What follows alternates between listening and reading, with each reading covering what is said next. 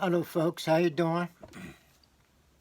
Uh, I'm going to talk about Ices and Osiris, okay, and what they represent. They were not human, for one thing. They were mythological characters, okay. The mysteries then they represented the mysteries. The mysteries that involve physiology, uh, the, uh, the uncovering of knowledge, the acquisition of intelligence, etc. And this is what the mythology was about. And this is what religions are about. Okay. So we can go back, okay, to some of the most ancient times. Okay.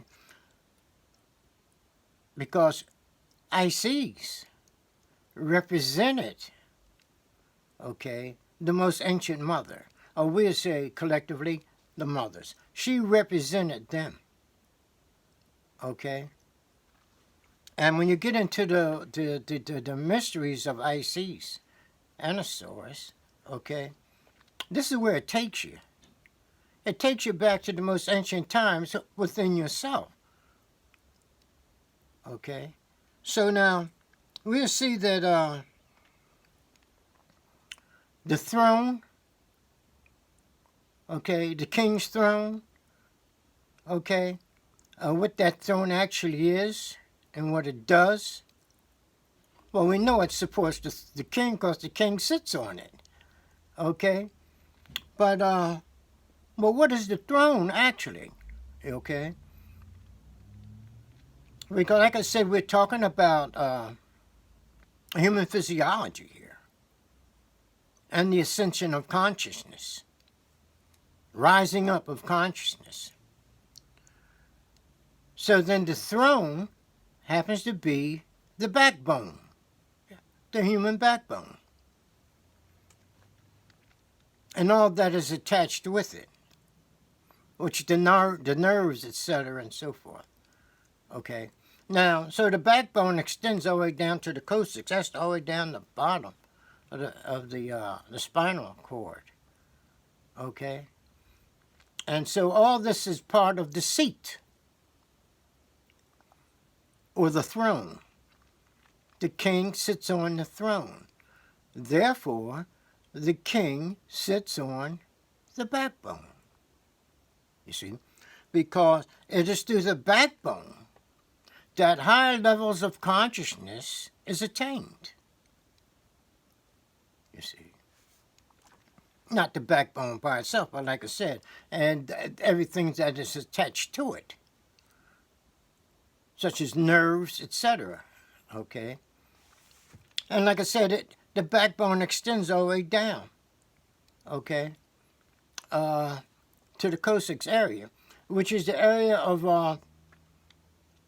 where we find our reproductive organs and so forth and so on. Well, they play a tremendous role also, okay, in reproduction or the production of hormones. Okay. Reproductive hormones. This gets us into something like the concept that a principle is the same across all planes of becoming. If you can, let's say, produce a biological child, then you can also produce, with the same substance, you can also produce a mystical child within. Okay? But we'll get to that another time about the production of this child, which is very simple when it's explained. But anyway, the seat, okay? We see, if you've ever seen, okay, the symbol of Isis, they show you a seat, okay? What is shaped sort of like, maybe a little strange seat, you know? But it represents the lower reproductive region. It represents also the backbone, as the backbone goes all the way up the neck. up to the neck and enters, the spinal cord all the way up and enters the brain. That's what the seat represents, okay? And with the medical insignia, we see the caduceus, okay? We see the serpents going side to side as they go up, okay? This going side to side has to do with they contact nerve plexus. They run along the spinal column. And as they go up, they take energy from the nerve plexus and take it right up to the brain, awakening the brain.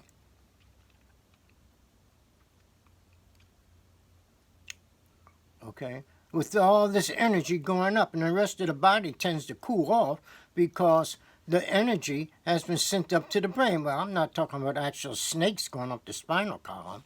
They're representative, okay, of nervous energy going up the spinal column. Okay. So we're talking about the throne upon which the king sits. You see, the throne, the backbone, supports the king. The backbone supports the third eye. The backbone and everything that's attached to it supports the third eye. It awakens it. It activates it. The pineal gland. It activates the pineal gland. This is where the emphasis is put. The pineal gland has been called the third eye. Or sometimes they call it the single eye. Okay? But anyway, this is what the throne is about. Okay? The throne is about awakening the third eye, hence the king. So when you see the symbol of the god Osiris, out of Isis and Osiris, when you see the symbol of Osiris, you'll see the seat or the throne. Okay, let's look at a strange-looking chair. That's the seat. And then you have the eye above the seat for Osiris. That's his symbols, the seat and the eye. That is, the seat that awakens the eye. The seat is the backbone, as I said. Then we have the eye. They call it the third eye or the single eye. But this seat, the throne, supports the king, supports the eye. So in today's world, we see the king sitting on a throne. Okay, well, that throne that he's sitting on represents exactly what I'm talking about. This is what the throne was about originally. You know what I mean? I don't know whether the king should they go through the process, you know what I mean, awakening the third eye. I don't know. But the pharaohs did in ancient times, and even before the pharaohs, people were involved with these mysteries. Okay, that is how it's done. Okay, so we see now that we have the serpents, which represents energy going up. The thing is, how do we get this energy started? How do we get it to start flowing? Well, this takes us to one example. It takes us to the lotus plant. Okay. The lotus happened to be a psychosexual stimulant. Okay. This gets things to going. When people consume the lotus, however they did it, we see it in the mythology where they are always sniffing on the lotus plant and so forth and so on. You know what I mean? It's a psychosexual stimulant. Okay. But those folks who knew the mysteries of the human physiology, knew that they could use, the lotus, because the molecules in the lotus, they were aware of, and they seen that they could use this this lotus to increase, for example, the men, to increase their seminal hormones or their sexual hormones by using the lotus. Okay. They consumed it. Whatever they have mixed with it, I can't say. But the lotus is involved because scientists recently have conducted analysis on some of the mummies, okay, who were royal, okay, and they analyzed, they took a little, pinch of the mummy's skin, and they analyzed it, and they saw that the molecules, some of the molecules there in the skin, okay, were the same as those in the lotus. Not only that, some of the most powerful and most popular used sexual stimulants that they use today, their names are all over the market, I won't mention them, okay, have the same molecules that the lotus has, and have the same molecules that they found in the skin of some of the ancient mummies. So the folks are consuming the lotus in order for those molecules to get into their skin, into their bodies. Okay? So the lotus, okay, really brought, we can say, fire to the backbone. It increased it. Okay? As well as the increase, as I said, of the production of reproductive hormones, such as semen. Okay? And so semen, okay, it has melanin in it, and melanin is a good conductor of electromagnetic energy. So we see now how we can get it coming from the lower region, coming up the backbone. Okay? That's the seat. The backbone is the seat upon which the king sits. King here meaning the eye, the third eye. It's awakening into higher levels of activity. It depends on electricity in the body, okay, which we just mentioned, okay, and how it got started. So consuming the lotus was very important to him. And you see the lotus plant in the mythology is everywhere in the mythology. And you will also see it where when the king sits on his throne and he has a canopy over top. Well, you see lotus, usually what's holding the canopy up is usually lotus stalks. Okay? It give you an idea.